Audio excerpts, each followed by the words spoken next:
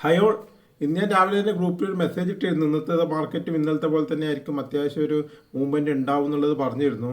അപ്പോൾ അത് ഞാനൊരു ട്രേഡ് ഞാൻ രാവിലെ എടുക്കാൻ വേണ്ടി പറഞ്ഞത് കൃത്യമായിട്ട് ഞാൻ പറഞ്ഞിരുന്നു. എക്സിറ്റ് ചെയ്യാനും പറഞ്ഞിരുന്നു. ഒരു ട്രെൻഡ് റിവേഴ്സൽ വരാനുള്ള സാധ്യതയുണ്ട് എന്നുള്ളതും കൃത്യമായി ഗ്രൂപ്പിൽ ഞാൻ അപ്ഡേറ്റ് ചെയ്തിരുന്നു. അപ്പോൾ കണ്ടവരൊക്കെ ട്രേഡ് എടുത്തിട്ടുണ്ടാകുമെന്ന് വിചാരിക്കുന്നു. ഞാനും ഓപ്ഷൻ സെല്ലാണ് ചെയ്തത്. രാവിലെ തന്നെ ഞാൻ ഓപ്ഷൻ സെല്ലാണ് ചെയ്തത്.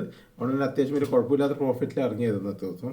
നമുക്ക് നാളത്തെയും നമുക്കൊന്ന് പ്രധാനപ്പെട്ട ലെവലുകളെ ഞാൻ ഒന്ന് പറഞ്ഞുതരാം. ബാക്കി എന്തുകൊണ്ട് ഞാൻ ഗ്രൂപ്പിൽ അപ്ഡേറ്റ് ചെയ്യാം കേട്ടോ.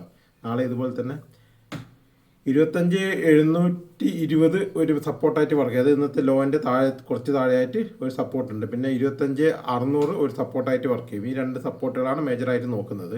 മുകളിലേക്കുള്ള റെസിസ്റ്റൻസ് നോക്കുന്നത് 25,880 ഒരു റെസിസ്റ്റൻസ് ആയിട്ട് വർക്ക് ചെയ്യും.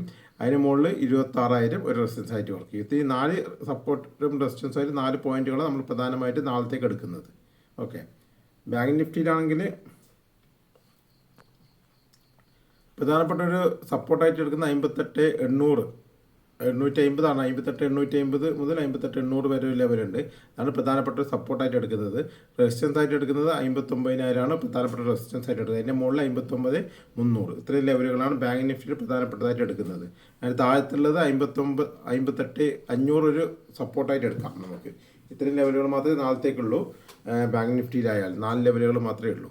അപ്പോൾ ഈ ലെവലുകൾ വെച്ച് നമുക്ക് നോക്കാം നാളത്തെ ട്രേഡ് എങ്ങനെ വരുന്നത് എന്നുള്ളത്. എന്തായാലും ഇന്നത്തെ പോലെ തന്നെ നാളെയും ഗ്രൂപ്പിലൊന്ന് ആക്റ്റീവ് ആവുക. എന്തെങ്കിലും മാറ്റങ്ങളുണ്ടെങ്കിൽ ഞാൻ കൃത്യമായിട്ട് ഗ്രൂപ്പിൽ അപ്ഡേറ്റ് ചെയ്യുന്നതായിരിക്കും കേട്ടോ. 2 ദിവസത്തെ കുറച്ച് വോളറ്റാലിറ്റി കാണുന്നുണ്ട് മാർക്കറ്റിൽ. അപ്പോൾ അതുകൊണ്ട് ഒന്ന് ശ്രദ്ധിക്കണം. അത്തരം സമയങ്ങളിൽ നമ്മൾ സപ്പോർട്ട് റെസിസ്റ്റൻസ് വർക്ക് ചെയ്യുന്നത് അത്ര ആക്യുറസി കുറച്ച് കുറയും നമ്മൾ. അപ്പോൾ ചിലപ്പോൾ ഒരു ബൗൺസ് ചെയ്ത് മുകളിലേക്കെല്ലാം പോയിട്ടായിരിക്കും തിരിച്ച് റിയാക്ട് ചെയ്യുന്നതിന്.